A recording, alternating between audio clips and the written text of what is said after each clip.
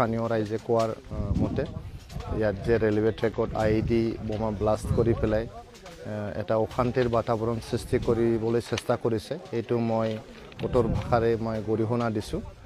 এইটো গ্ৰহণযোগ্য নহয়, এটা সভ্য সমাজত এইটো গ্ৰহণযোগ্য নহয়। আৰু যেহেতু আমি বড়োলেণ্ড অঞ্চলত 40-50 বছৰ ধৰি অশান্তি দেখিলোঁ, ইয়াতে সদায় বোমা বাৰুদ, ইয়াতে AK-47 গুলি, মানুহ হত্যা কৰা বা ঘৰ জ্বলোৱা, ৰিলিফ কেম্প বহুত দেখিলোঁ আমি। এতিয়া আৰু এইটো শোভা নিদিয়ে এইটো সভ্য সমাজত। আৰু যেহেতু বড়োলেণ্ড অঞ্চলত শান্তি ঘূৰি আহিছে, এতিয়া এনেকুৱা যে ঘটনা ইয়াতে কৰিলে এইটো মই গৰিহণা দিছোঁ। আৰু UPPL তৰফৰ পৰা আমি এইটো গৰিহণা দিছোঁ। আমি প্ৰশাসনক অনুৰোধ জনাইছোঁ যাতে যোনে এই ঘটনাটো কৰিলে তেখেতসকলক তদন্ত কৰি উলিয়াই উচিত শাস্তি যাতে বিহে, এইটোৰ কাৰণে আমি প্ৰশাসনক অনুৰোধ জনাইছোঁ। আৰু ইয়াতে BTC চৰকাৰক অনুৰোধ কৰিছোঁ আৰু অসম চৰকাৰক অনুৰোধ কৰিছোঁ তেখেতসকলে যাতে সকলোৱে মিলি আলোচনা বিলোচনা কৰি সকলোকে লগত লৈ সকলো দল সংগঠন, civil society organisation, student union, বিভিন্ন জাতি জনগোষ্ঠীক সকলোকে লৈ পেলাই যাতে চৰকাৰখন চলাবলৈ চেষ্টা কৰে, সমাজখন নেতৃত্ব বহন কৰিবলৈ চেষ্টা কৰে, এইটোকে মই অনুৰোধ কৰিছোঁ।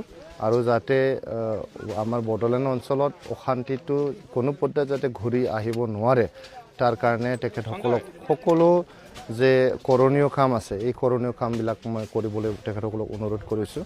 আৰু যিবিলাক দল সংগঠনে নিজকে মানে এক্সক্লুডেড ফিল কৰিছে বা তেখেতসকলৰ যি ডিমাণ্ড আছে, ইছ্যু আছে, এই ইছ্যুবিলাক আলোচনা বিলোচনাৰ মাজেদি সমাধান কৰি ল'বলৈ মই অনুৰোধ কৰিছোঁ।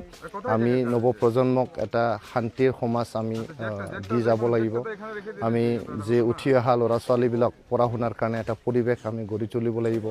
আমি বড়োলেণ্ড অঞ্চলত এতিয়া গুণগত শিক্ষাৰ যে এটা বাতাবৰণ সৃষ্টি কৰিবলৈ সক্ষম হৈছিলোঁ। আমি চিৰাং ডিষ্ট্ৰিক্ট 1 নম্বৰত আহি গৈছিল, বাক্সা ডিষ্ট্ৰিক্ট 1 নম্বৰত আহি গৈছিল। গতিকে তেনেকুৱা এটা পৰিৱেশত যাতে অশান্তি কোনো পৰ্যায়ত ঘূৰি আহিব নোৱাৰে, বোমা বাৰুদৰ ৰাজনীতি ইয়াতে যাতে কোনো পৰ্যায়ত হ'ব নোৱাৰে, ইয়াতে যাতে মানুহ মৰাৰ যে ৰাজনীতি আকৌ যাতে ঘূৰি আহিব নোৱাৰে, আমি সকলোৱে আমি সচেতন হ'ব লাগিব। আমি নাগৰিক সমাজ সচেতন হ'ব লাগিব, ছাত্ৰ সংগঠনবোৰ সচেতন হ'ব লাগিব। বিশেষকৈ আমাৰ যে স্থানীয় চৰকাৰ আছে ইয়াতে, BTC চৰকাৰ, হাগ্ৰামা মহিলাৰী দেৱৰ নেতৃত্বত যে চৰকাৰ চলি আছে, তেখেতসকলে সকলোকে লৈ যাতে চৰকাৰটো চলাবলৈ চেষ্টা কৰে, যাতে এনেকুৱা যাতে ঘটনা আৰু পুনৰ মানে নহয়, এইটোৰ কাৰণে তেখেতসকলে যাতে সজাগ হৈ আৰু সকলোকে লৈ চলাৰ এটা ৰাজনীতি যাতে কৰে, এইটোকে মই অনুৰোধ কৰিছোঁ।